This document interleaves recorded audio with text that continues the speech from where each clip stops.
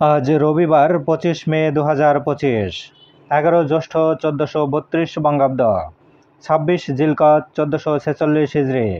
জানিয়ে দেব আজকে দৈনিক বাংলাদেশ প্রতিদিন পত্রিকার শিরোনামগুলো।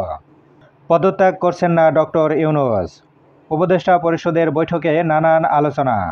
জাতীয় সরকার গঠন ও উপদেষ্টা পরিষদ পুনর্গঠন নিয়ে ভাবনা। নির্বাচন প্রসঙ্গে আগের অবস্থানেই প্রধান উপদেষ্টা। আসিফ ও মাহফুজকে এনসিপির সঙ্গে সম্পর্ক না রাখার পরামর্শ।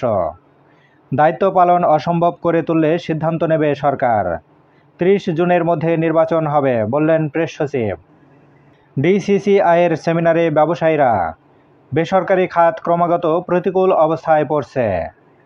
নানান দুশ্চিন্তা উদ্বেগ প্রশাসনে, যাকে তাকে দোসর ট্যাগে বিরক্ত অনেকে।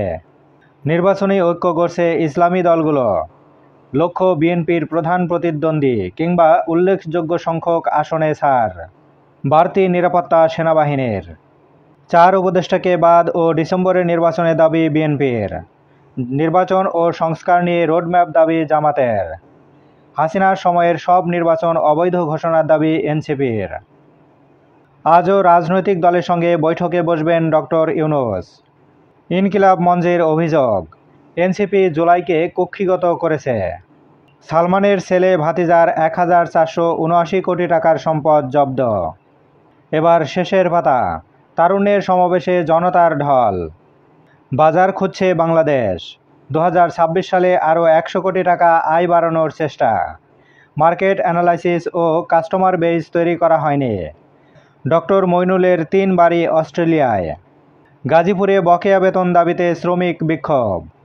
শৃঙ্খলা ফিরছে না সড়কে, পথচারী পারাপারে জেব্রা ক্রসিংয়ে সিগন্যাল বাতি। চীন বাংলাদেশ ওয়ার্কিং গ্রুপের বৈঠক। দুর্বল ব্যবসার পরিবেশ, বিনিয়োগে বাধা। দেশে এলো জুলাই শহীদ হাসানের লাশ, গ্রহণ করেন মুক্তিযুদ্ধ উপদেষ্টা। ইশরাকের শপথ দাবিতে অবরুদ্ধ নগর ভবন। আসিফ মাহমুদের সাবেক এপিএস মোয়াজ্জেমের দেশত্যাগে নিষেধাজ্ঞা।